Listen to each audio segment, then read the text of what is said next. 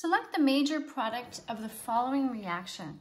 So if we look at our starting material, we see a molecule that contains an alkene and an amine to the same carbon atom. So this is an enamine. And so we know how to make enamines. We know we can make these from a carbonyl and a secondary amine. But after we've made them, this is an interesting utility for an enamine. So like enols and enolates, enamines are nucleophilic at the alpha carbon. So I'm just going to highlight this carbon atom here as being nucleophilic. So that means it's going to react with an electrophile.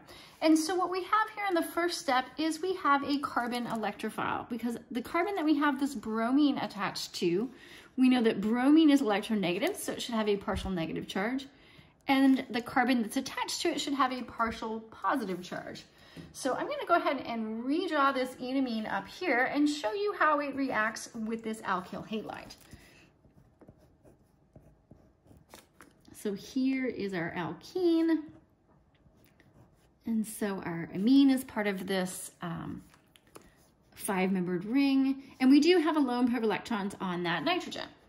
So the nitrogen itself is not nucleophilic, because if you were to add anything to it, you're going to put a positive charge on that nitrogen that you can't get rid of.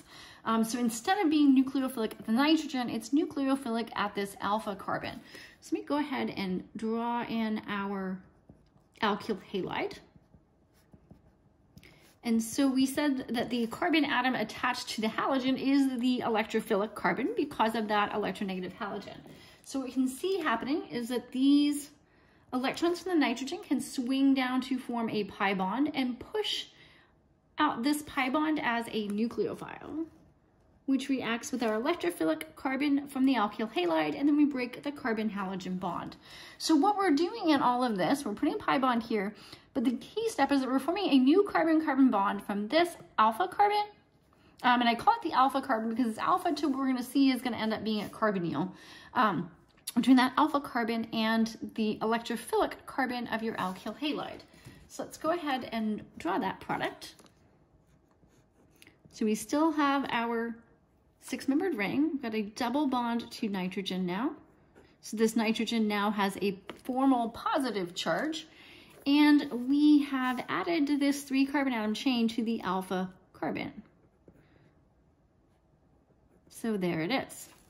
And so what we have now is we have an iminium ion. And so what we're going to do here, so the first step is an alkylation. And this second step, H3O plus and heat, this is a hydrolysis. So we're not going to draw the entire mechanism for this hydrolysis. We can see that back in a previous chapter when we looked at amines and enamines. But what we are going to do is recognize the product of the hydrolysis.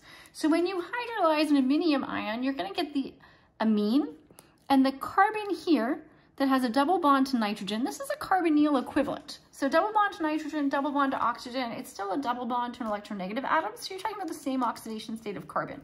So when you do this hydrolysis, so H3O plus and heat, you're going to break that bond and give you back the carbonyl. So we're looking at reforming a carbonyl, and alpha to that carbonyl, we've added this 3-carbon atom chain. So what's happened to this? It's become a salt. So let me go ahead and add this so you can see what the structure looks like. So you've kicked that off as a salt, right? And you've got a bromide ion in there. So this is the byproduct salt that you're going to have in there. But if you're looking for the major product, this is what you're looking for. So we're looking for a 6-membered ring ketone or a cyclohexanone with a propyl group at the 2 position. So right adjacent to that carbonyl. And so that is what we see here in D. So the molecule has been turned around slightly, but don't let that throw you off. You've still added the alkyl chain to that alpha carbon.